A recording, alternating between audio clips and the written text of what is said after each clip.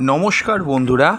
বিবাহের পর অনেকেই বলেন স্বামী বা স্ত্রী ভালো, কিন্তু শ্বশুরবাড়ির মানুষদের সঙ্গে মানিয়ে নিতে পারছি না। কেউ বলেন কারণ ছাড়াই অপমান করে, আবার কেউ বলে আমাকে কখনো নিজের মতো করে নিজের মানুষ, নিজের পরিবারের লোক বলে আমার শ্বশুরবাড়ি ভাবেও নেই।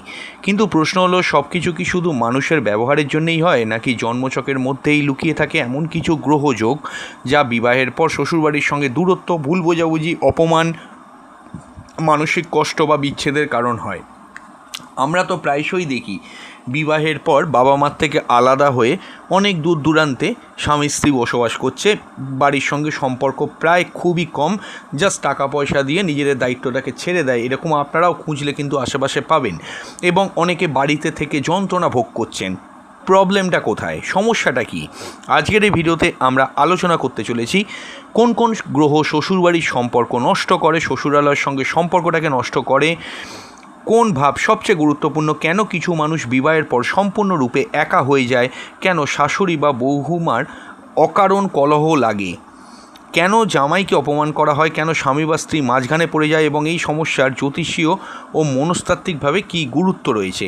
ভেরি ইম্পর্ট্যান্ট এই ভিডিওটা, কেউ স্কিপ করবেন না। অবশ্যই কিন্তু দেখুন, যারা বিবাহ করতে চলেছেন এবং যারা বিবাহ করেছেন তারাও দেখুন, এবং যারা সমস্যার মধ্যে আছে তারা তো দেখবেনই। ট্রু সায়েন্টিফিক অ্যাস্ট্রোলজি ইউটিউব চ্যানেলে আপনাদের প্রত্যেককে ওয়েলকাম জানাচ্ছি।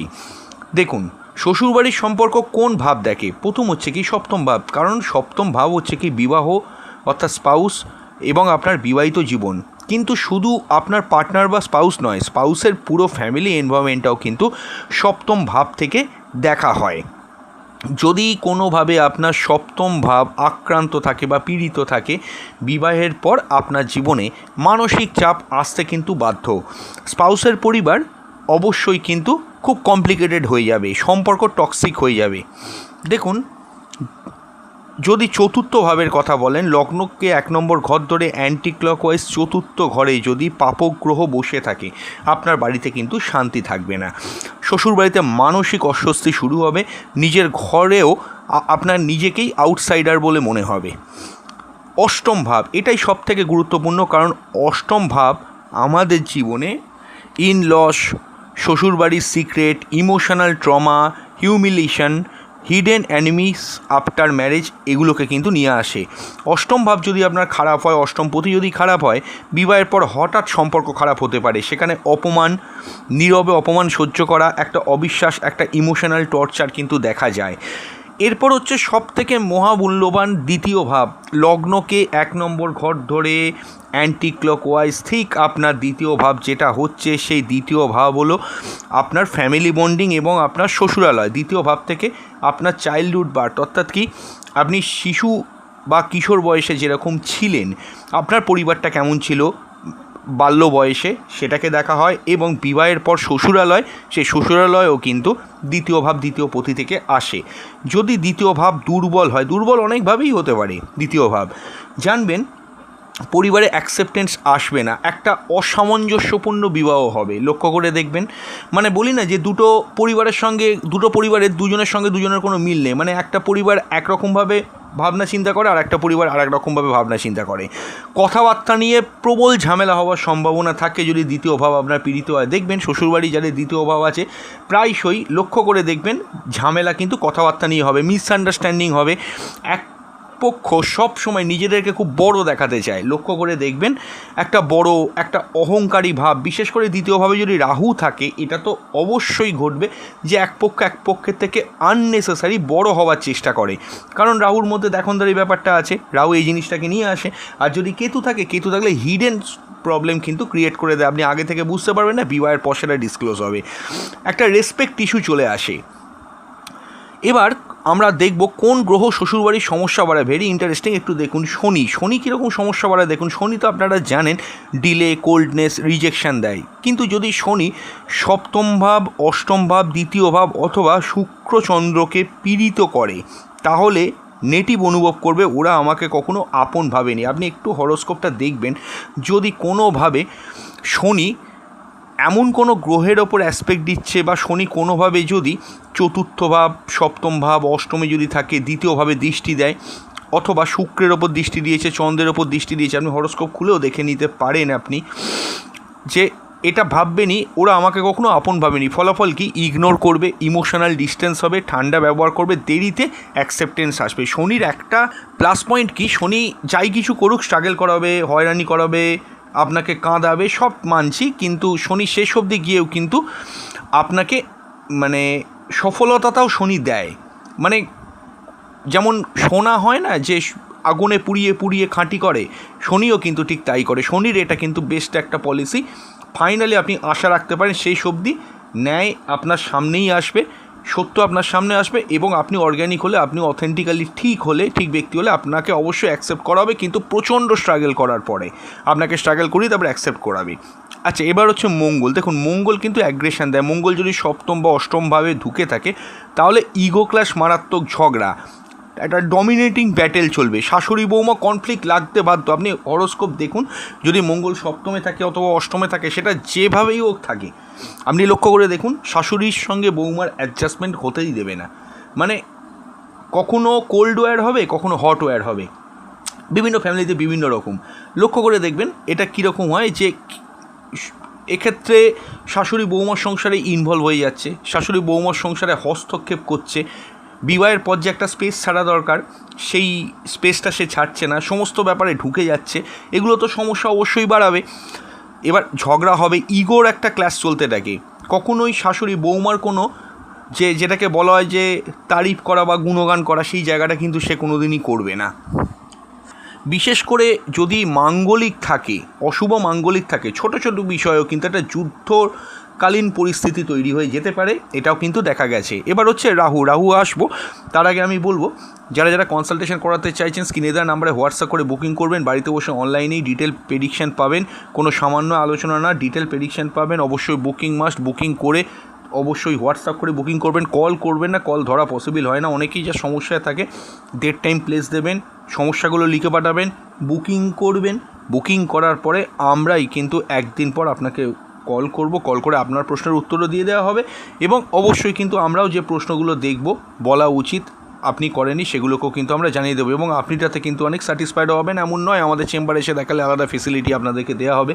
বহু মানুষ আছে দূর দূরান্তে অনলাইনে প্রেডিকশান নিচ্ছে এবং তারা হ্যাপি আছে। হ্যাঁ, দেখুন যেটা বলছিলাম, এবার হচ্ছে রাহুর ব্যাপারটা কি আমি বলি। রাহু কিন্তু খুব গুরুত্বপূর্ণ একটা গ্রহ। এইখানে কিন্তু সবথেকে যদি কোনো প্ল্যানেট কোর ভূমিকা রাখে সেটা কিন্তু রাহুই রাখবে, আপনি মনে রাখবেন। রাহুর ব্যাপারটা কি হয়, রাহু কনফিউশন ও ম্যানিপুলেশন দেয়, এমনই একটা প্ল্যানেট। রাহু যদি কোনোভাবে, একটু আগেই বললাম, দ্বিতীয়ভাবে বসে থাকে, আচ্ছা ভাবগুলো পরেই বলি। রাহু আক্রান্ত হওয়া মানে রাহুর দ্বারা আপনি আক্রান্ত হয়ে পড়েছেন, এই কথাটার অর্থটা কী জানেন? আপনি ফ্যামিলি পলিটিক্সে পড়বেন, আপনাকে মিসআন্ডারস্টুড করা হবে, ফেক অ্যালিগেশন আসতে পারে, আপনাকে লোকে হিংসা করতে পারে। ধরুন আপনার কোনো গুণ আছে, আপনার শ্বশুরবাড়িতে আপনাকে হিংসা করা হচ্ছে, মেন্টাল ম্যানিপুলেশন হবে, নেগেটিভ ভাবতে থাকবে, আমাকে ইচ্ছে করে খারাপ দেখানো হচ্ছে। এরকমও দেখেছি রাহুর প্রবলেমের জন্য শ্বশুরবাড়ি বা শ্বশুরালয় কিন্তু যথেষ্ট সমস্যা ক্রিয়েট হয় আনএক্সপেক্টেডলি। দেখুন, যদি রাহু দ্বিতীয়ভাবে থাকে, একটু আগে বলেছি শ্বশুরালয় খুব ডেঞ্জারাস জায়গা, রাহু যদি সপ্তমে থাকে, অষ্টমে থাকে, এই প্রবলেমগুলো কিন্তু আসবেই আসবে। এবার হচ্ছে কেতু হচ্ছে ইমোশনাল ডিসকানেক্ট করে। কেতু যদি শ্বশুরালয়ের সঙ্গে সমস্যার কারণ হিসেবে কোনো হরোস্কোপে থাকে, নিজের মানুষ বলে আপনাকে কেউ মনে করবে না। ধরুন আপনার দ্বিতীয় কেতু আছে, মনে করবে না, হঠাৎ দূরত্ব হবে, ডিটাচড একটা বিহেভিয়ার থাকবে। এবার হচ্ছে কি চন্দ্র হচ্ছে ইমোশনাল মাইন্ড। চন্দ্র যদি অ্যাফ্লিক্টেড হয়, over thinking, emotional sensitivity, rejection, fear বাড়তে থাকবে, তখন সামান্য কথাও কিন্তু খুব কষ্ট দেবে। শাশুড়ি ও বৌমার কলহের জ্যোতিষীয় কিছু কারণ আছে। এখানে আমরা অ্যাস্ট্রোলজাররা কখনো কাউকে শাশুড়িকেও দোষ দিই না বা বৌমাকেও দোষ দিই না, কিন্তু এটা তো কমন, শাশুড়ি ও বৌমার কলহের জ্যোতিষীয় কারণ কি, এ ব্যাপারেও একটা ভিডিও আমরা দেবো, আমরা রেডি করছি। আপনারা আমাদের চ্যানেলটা এখনও সাবস্ক্রাইব না করলে সাবস্ক্রাইব করে নেবেন, এই জাতীয় ভিডিও কিন্তু আসছে। অনেক ক্ষেত্রে আসল সমস্যা হলো যে একটা কি বলবো, অ্যাস্ট্রোলজিক্যাল কারণ এটাই বলতে পারেন। সবসময় যে চরিত্রগত দিক থেকে হবে তা নয়, সমস্যাটা হয় হচ্ছে কি কন্ট্রোল, ইনসিকিউরিটি, ইমোশনাল পজিশন। যদি চন্দ্র শনি কম্বিনেশান থাকে, ইমোশনাল কোল্ডনেস থাকবে, সাইলেন্ট পেন হবে, মিসআন্ডারস্ট্যান্ডিং হবে। শাশুড়ি ভাববে যে ছেলে দূরে চলে যাচ্ছে, বৌমা ভাববে আমাকে অ্যাকসেপ্ট করছে না। মঙ্গল রাহু যদি একসঙ্গে থাকে, দেখুন ছোটো ছোটো বিষয়ে ঝগড়া হবে। এবার দেখুন মঙ্গল রাহু অনেকভাবে এক হতে পারে, মঙ্গলের উল্টো দিকে রাহু থাকলে সেটাও মঙ্গল রাহু কানেকশান, মঙ্গল কেতু একসঙ্গে থাকলে সেটাও কিন্তু অবশ্যই মঙ্গলের সঙ্গে রাহুর কানেকশন এবং মঙ্গল রাহু একসঙ্গে থাকলেও যে কোনো ঘরে সেটা কিন্তু হবে। ছোট ছোট বিষয়ে ঝগড়া, ইগো অ্যাড চলতে থাকবে, টক্সিক আর্গুমেন্ট হবে। শুক্র যদি পীড়িত হয়ে গেল কোনোভাবে, রিলেশনশিপ সুইটনেস নষ্ট হবে, রেসপেক্ট কমবে, হারমোনি নষ্ট হবে, সৌন্দর্য থাকলেও ইমোশনাল বন্ডিং কিন্তু হবে না। এবার দেখুন, অনেকেই বলে, এই কথাটা লক্ষ্য করে দেখবেন, সব ব্যাপারটাই বলছি, যে কেন অনেক জামাই অপমানিত হন তার শ্বশুরালয়। সব সময় শুধু বৌমা নয় বা ওয়াইফ নয়, হাজব্যান্ডও কিন্তু অনেক সময় অপমানিত হয়। অনেক জামাইকেও শ্বশুরবাড়িতে কিন্তু আননেসেসারি অপমান করা হয়। তার প্রধান কারণ দুর্বল সূর্য। রবি যদি দুর্বল থাকে, রেসপেক্ট ইস্যু চলে আসবে, অথরিটি লস হবে, সেলফ রেসপেক্ট আপনার এখানে কিন্তু প্রবলেম হতে পারে। দ্বিতীয় ভাব যদি আক্রান্ত হয়, আমি এটা আগেও বলেছি, কোনো ছেলের যদি দ্বিতীয় ভাব আক্রান্ত হয়, এটা মহিলাদের ক্ষেত্রেও অফকোর্স প্রযোজ্য। দ্বিতীয় ভাব যদি আক্রান্ত হয়, কথাবার্তা নিয়ে কনফ্লিক্ট বাড়বে, ও ঠিকমতো কথা বলে না, ও অহংকারী, ও ফ্যামিলি ওরিয়েন্টেড নয়, নানা রকম অ্যালিগেশন আসবে। রাহু যদি সপ্তম অষ্টমে বসে থাকে, ফলস একটা রিসেপশন তৈরি করবে, মানুষ নেটিভকে কিন্তু ভুল বুঝতে থাকবে। এবার দেখুন, এত কিছুর মধ্যে কেন স্পাউস মাঝখানে পড়ে যায়, এটা খুব কমন। একদিকে স্পাউস, অন্যদিকে পেরেন্টস। মানে এরম তো দেখাই যায় যে আপনি নেটিভ, আপনার একদিকে ফ্যামিলি আছে, একদিকে আপনার পার্টনার আছে, আপনি কোন দিকে যাবেন বুঝে উঠতে পারছেন না, আনএক্সপেক্টেড একটা প্রবলেমের মধ্যে আপনি পড়ে যান। এটা খুব কমন। যদি চন্দ্র খারাপ হয়, লক্ষ্য করবেন, কোনো ব্যক্তি জন্মছকে চন্দ্র রাহু, চন্দ্রকেতু এরকম প্রবলেম আছে, আপনি মাঝখানে পড়ে গেছেন, একদিকে আপনার ফ্যামিলি, অন্যদিকে আপনার পার্টনার। দেখুন হরোস্কোপ খুলে, অর্থাৎ কি, স্পাউস ইমোশনালি কিন্তু উইক হবে, ডিসিশন কিন্তু নিতে পারবে না। যদি বুধ পীড়িত হয়, কমিউনিকেশন ব্রেকডাউন হবে, ফলে কথা ঘুরে যাবে, ভুল বোঝাবুঝি হবে, ন্যাচারাল থাকাটা ইম্পসিবল হয়ে যায়। যদি শনির ইনফ্লুয়েন্স থাকে, স্পাউস ইমোশনালি সাইলেন্ট হয়ে উঠবে, কাউকে অপোজ করতে পারবে না। এবার সায়েন্টিফিক সাইকোলজিক্যাল অ্যানালিসিসটা দেখুন, যে অ্যাস্ট্রোলজি অনেক সময় সাইকোলজিক্যাল প্যাটার্ন এক্সপ্লেন করে, যেমন ইমোশনাল টেরিটরি কনফ্লিক্ট। যেমন বিবাহের পর এক নতুন সংযোজন ফ্যামিলি সিস্টেমে কিন্তু ঢোকে, ফলে ওল্ড ইমোশনাল স্ট্রাকচার কিন্তু ডিস্টার্ব হয়। বিবাহের পর ফ্যামিলি বাড়ে, আপনারা একটা যে যার ফ্যামিলিতে ছিলেন বিবাহের আগে একরকমভাবে আপনাদের চলছিল, নতুন একজন ব্যক্তির আগমন হয় বিবাহের পরে, তার মানে এটা কি, সে একটা ডিফারেন্ট ফ্যামিলি থেকে এলো। এতে করে কী হয়, ওল্ড ইমোশনাল যে একটা প্যাটার্ন চলছিল, প্যাটার্নটা কিন্তু ভাঙে। ফিয়ার অফ রিপ্লেসমেন্ট, অনেক পেরেন্টস সাবকনসিয়াসলি ভাবতে থাকে ছেলে মেয়ে দূরে চলে যাবে, এটা হচ্ছে সব থেকে বড়ো কথা। অনেকে বলে না যে মানে ওয়াইফের কথা শুনতে দেবো না, আমার কথা শুনতে হবে। বিবাহের পর অনেক ছেলেকে কিন্তু বলা হয়, অনেক মেয়েকে কিন্তু তাদের পেরেন্টসরা বলে, আমি খারাপ কোনোটাতেই বলছি না, আমি আবারও বলবো, এটা কেন হয়, তারা সাইকোলজিক্যালি ভাবতে থাকে যে আমার ছেলে মেয়ের তো এবার বিবাহ হয়ে গেছে, আমাদের থেকে তো এবার দূরে চলে যাবে।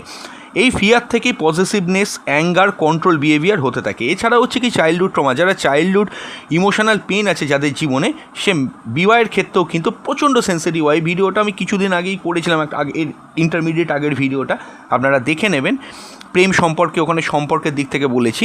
চন্দ্র যদি এফেক্টেড থাকে, এটা ভীষণভাবে দেখা যায় যাদের চাইল্ডহুড ট্রমা থাকে, ছোটোবেলা থেকে সবসময় এদের মনে হবে কি আমি পরিবারের থেকে নেগলেক্টেড হয়েছি, আমাকে সেই যোগ্য সম্মান দেওয়া হয়নি, আমি কিছু পাইনি, করতে করতে কী হবে, ভুলবশত পার্টনার চুজ করা, সেখান থেকে কিন্তু তাদের জীবনেও যথেষ্ট সমস্যা চলে আসে।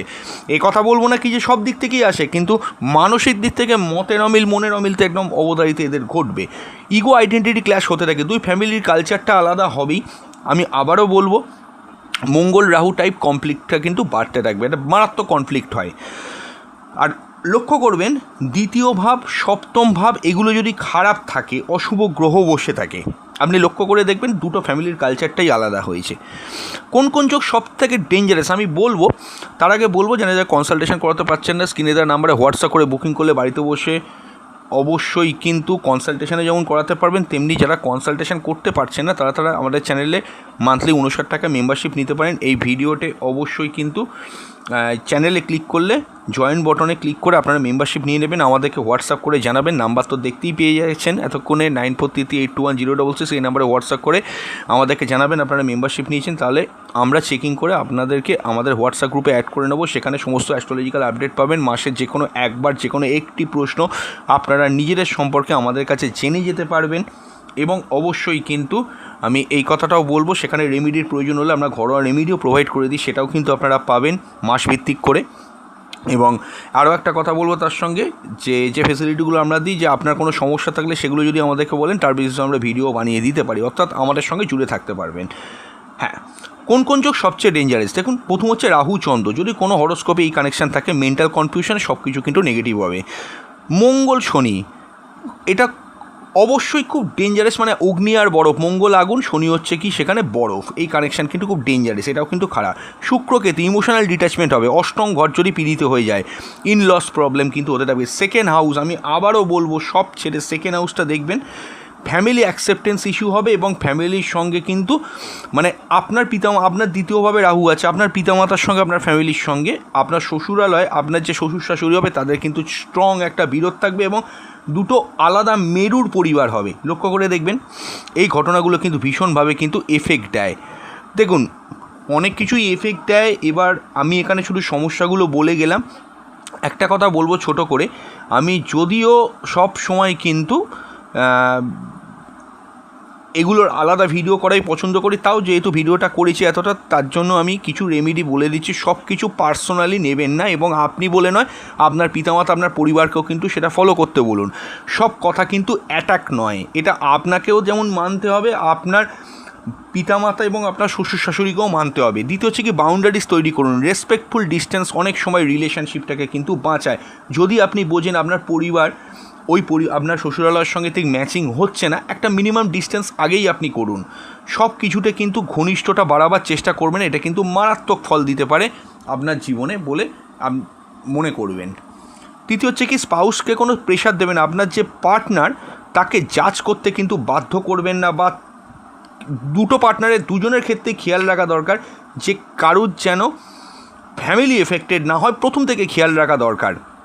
যদি আপনি বোঝেন, আপনার তো মনে হবে, আপনারা তো বুঝতেই পারবেন যে দুটো ফ্যামিলির ম্যাচিং ঠিক হয়েছে কি হয়নি। যদি দেখেন ম্যাচিং ঠিক হয়নি, আপনার পিতামাতার সঙ্গে আপনার শ্বশুর শাশুড়ি বা শ্বশুরালয়ের খুব বেশি ঘনিষ্ঠতার জায়গাটায় কিন্তু আপনি আগেই কিন্তু প্রোটেক্ট করার চেষ্টা করুন, কারণ এরকম কানেকশানে ঘনিষ্ঠতা খুব বেশি হয়ে গেলে কিন্তু সমস্যা আসবেই। এখানে কাউকে ব্লেম করা হচ্ছে না, আমি এই কথাটাও মিন করছি না যে আপনারা কোনো ঘনিষ্ঠতা রাখবেন না, সম্পর্ক রাখবেন না, তা বলতে চাইছি না, কিন্তু আমি বলতে চাইছি বুঝে সেই জিনিসটা কিন্তু করুন। এবার দেখুন, আরেকটা জিনিস হলো কমিউনিকেশান ইমপ্রুভ করুন, শান্তভাবে কথা বলুন। দেখুন, অনেকে আবার করে কি, যেটা প্রথমের দিকে বললাম, যে শ্বশুরালয় ছেলে পার্টনারকে নিয়ে অনেক দূরে আলাদা বাড়িতে আছে, আলাদা দেশে আছে, এরকম তো আপনাদের দেখতেই পাওয়া যায় যে শ্বশুর শাশুড়ির সঙ্গে কী থাকবো, আমাদের তো টিকতেই দিচ্ছে না। দেখুন, আপনি যেখানে যাবেন একটা জিনিস মনে রাখবেন, আপনি ফিজিক্যালি হয়তো ঘরটা ছাড়তে পারলেন, তাদের কাছ থেকে ফিজিক্যালি দূরে সরলেন, এটা ঠিকই কথা, কিন্তু আপনার জন্মছকটাকেও কিন্তু সঙ্গে করে নিয়ে যাবেন, এটা মনে রাখবেন। এমন হবে না যে জন্মছকটা পাল্টে যাচ্ছে, আপনি দূরে গিয়ে বাড়ি করে থাকলেন, আপনি বিদেশে গিয়ে থাকলেন, এটা হবে না। এবং মনে রাখবেন, আপনার যে শ্বশুরালয়ের যে প্রবলেম, দ্বিতীয়ভাবে রাহু, দ্বিতীয়ভাবে কেতু, সপ্তমভাবে রাহু, সপ্তমভাবে কেতু, সপ্তমে শনি, দ্বিতীয়ভাবে শনি, এই রকম যদি কোনো কানেকশান কারোর জন্মছকে থাকে, এটার কারণটা কি? এটা হচ্ছে কার্মিক বন্ড, পাস্ট লাইফের কোনো কর্ম। এবার আপনি যদি দূরে চলে যান, তাতে করে কি হচ্ছে, কার্মিক বন্ড আপনার কাটলো না, আপনার কর্মফলটা ভোগ হলো না, কোনো না কোনো সময় সেই কর্মফলেরও বহিঃপ্রকাশ হবে। তাহলে সলিউশনটা কোন জায়গাটা, আমি সলিউশনটা ছোটো করে এখানে বলছি, নেক্সট ভিডিওটা আমি দেবো, নেক্সট কয়েকদিনের মধ্যে রেডি হচ্ছে। তো আমার মতে যেটা বলে, আমরা যেটা দেখেছি টেস্ট করে, সমস্যাটাকে দূরে না গিয়ে সমস্যাটাকে সম্মুখভাবে ফেস করুন, লাইফের প্রোগ্রামিংটাকে ঠিক করুন, তাহলে দেখবেন সমস্যার মধ্যে থেকেও আপনি সারভাইভ করে যেতে পারবেন। পালিয়ে যাওয়াটা কোনো সলিউশন নয়, এটা সবসময় মনে রাখবেন। আমি এটা সবসময় বলবো যে পালিয়ে যাওয়াটা কোনো সলিউশন নয়, এবং সাময়িকভাবে আপনি সুখ পেলেও পরবর্তীকালে কোনো না কোনো সময় এটার রিটার্ন আপনি ঠিকই পেয়ে যাবেন, এটা কিন্তু করবেন না। এই জায়গাটা একটা বোঝার চেষ্টা করবেন, আমার কথাগুলোকে বুঝতে হবে যে কথাগুলোকে বলছি। এমন নয় কি যে আপনি জাস্ট একটা অ্যাস্ট্রোলজার কাছে গেলেন, সে একটা যজ্ঞ করালো, রেমেডি করালো, সলিউশন হয়ে গেল না। আগে আপনার সমস্যাটাকে চিনুন, বুঝুন কী প্রবলেম, সেইভাবে চলার চেষ্টা করুন। আচ্ছা, নিজের ইমোশনাল হেলথ প্রোটেক্ট করুন, কারণ মেন্টালি এক্সস্টেড মানুষ কিন্তু রিলেশনশিপ সাস্টেন করতে পারে না, এটাও কিন্তু দেখবেন। আচ্ছা, আমি একদম ভিডিওর শেষে বলছি, যারা যারা লক্ষ্মী গণেশ ক্রয় করতে চাইছেন, হ্যাঁ, পিতলে, সেই ভালো কোয়ালিটির লক্ষ্মী গণেশের লিঙ্ক আমি এই ভিডিওর নিচে বাঁ দিকে দিয়ে দিচ্ছি, সেখান থেকে ক্লিক করে কিন্তু আপনারা দেখে নেবেন। এবং যারা ক্রয় করবেন, কিভাবে সেটা আপনারা মেনটেন করবেন, কি কি নিয়ম আছে, কিভাবে কি চলবেন, খুবই সহজ নিয়ম, তারা আমাদেরকে হোয়াটসঅ্যাপ করে জানাবেন ক্রয় করেছেন, আমরা অবশ্যই কিন্তু তার রিপ্লাই করে দেবো। খুব ভালো কোয়ালিটি, অনেকেই দেখে উপকার পাচ্ছে, এবং আমাদের জানিতেও অনেকে আছে সেরকম ক্রয় করে ভালো আছে, তারা এবং তাদের অনেক সমস্যাও মিটেছে। তাই আপনারাও যদি মনে করেন ক্রয় করবেন, করে নিতে পারেন এবং হোয়াটসঅ্যাপ করে জানাবেন। আমি ভালো কোয়ালিটির লক্ষ্মী গণেশের লিঙ্ক আমি অবশ্যই কিন্তু নিচের বাঁ দিকে দিয়ে দিচ্ছি, দেখে নেবেন। দেখুন, মনে রাখবেন সব শ্বশুরবাড়ি কিন্তু খারাপ নয়, আবার সব সমস্যাই কিন্তু কুসংস্কারও নয়। কখনো গ্রহ মানুষের ইমোশনাল প্যাটার্ন তৈরি করে, আর সেই প্যাটার্ন থেকেই মিসআন্ডারস্ট্যান্ডিংটা জন্মায়।